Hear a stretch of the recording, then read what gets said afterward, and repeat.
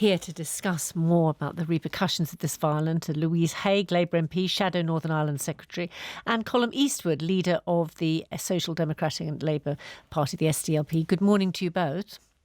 Good morning. Colum Eastwood, beginning with you, we heard from one of our correspondents earlier that there are fears that in a sense, this is escalating because we're seeing violence, what's called an interface area. In other words, where there's a loyalist area right next to a nationalist one. Is that a cause for concern?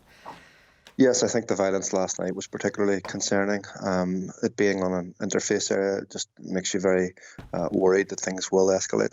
That's why we all have to be very careful about our language, and it's important that all political leaders do that today and take the opportunity of the recall of the Assembly to speak to people, to ask them to desist from this activity, and to be very clear that there's no political problem that will be solved by violence on the streets. But of course, this is a direct result of a British Prime Minister who has lied to the Unionist people of Northern Ireland.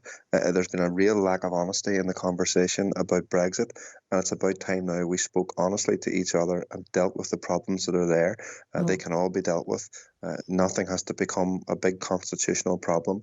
We can deal with any of the trading issues, we can deal with any policing issues, but we have to do them by sitting down and speaking to each other.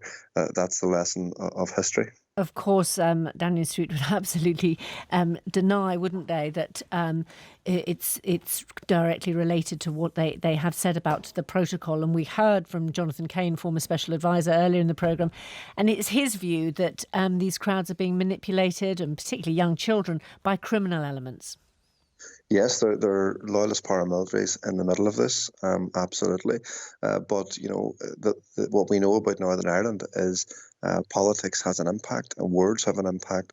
And when politicians as high up as the British Prime Minister tell people that there's never going to be checks on the Irish Sea, when that was patently untrue, and then when we have unionist leaders expressing extreme doubts about the competency of the Chief Constable of the PSNI, the police service, for no particular reason, that has an impact as well. So all of us, I think, now have to use today's opportunity to calm tensions, to speak honestly to the public, and to tell them that the only way we solve our problems is by working together.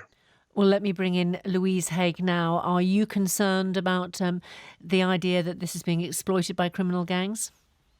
Well, of course, and as Colum says, the violence yesterday evening is extremely concerning to see very young children involved and seemingly adults encouraging them from the sidelines.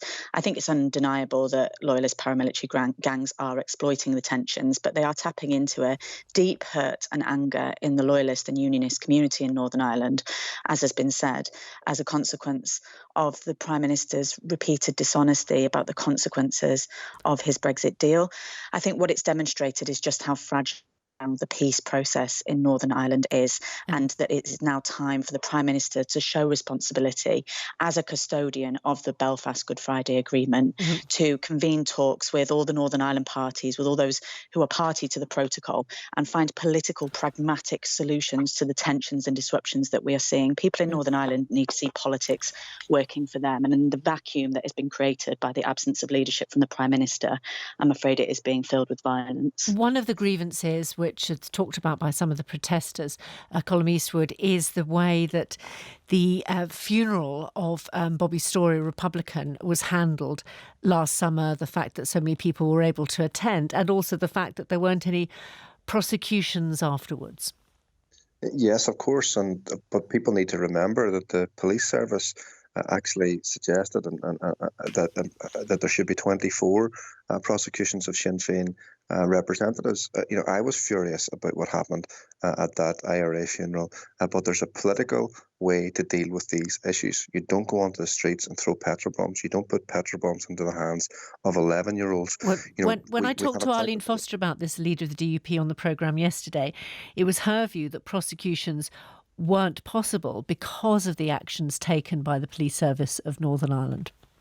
Well, that's a view. I think, frankly, it's nonsense. I think there are big questions to be asked about the prosecution service, and they are being asked. There's an independent review going on into that.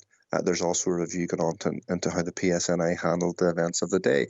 So let's let those reviews happen. Let's use the accountability mechanisms that we have, but let's be very clear with people on the street that there's no solution through violence. And Arlene's tweet last night, where she was basically saying the real lawbreakers were Sinn Féin. Whilst I am furious with what Sinn Féin has done, that's no way to calm the tensions, and we all need to learn the lessons, take a step back, calm things down, and hope that we can get back to some level of normality, because it's the people on the ground living on those interface areas that are faced with this trouble, and the rest of us can go home and sleep easy at night. And finally, Louise Haigh, what do you think that the cross-party talks that you're proposing, what do you think they could achieve?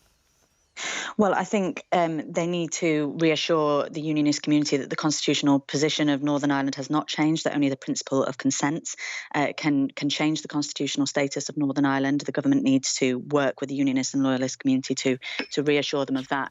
But the cross-party talks and talks with parties to the protocol need to find some pragmatic solutions to the disruptions that we have been seeing as a consequence of the Prime Minister's Brexit. They are available. They need concessions from the British government, but we need to see responsibility and leadership from the Prime Minister in order to deliver them. Louise Haigh, Colum, Eastwood, thank you. The time is now 17 minutes to 9.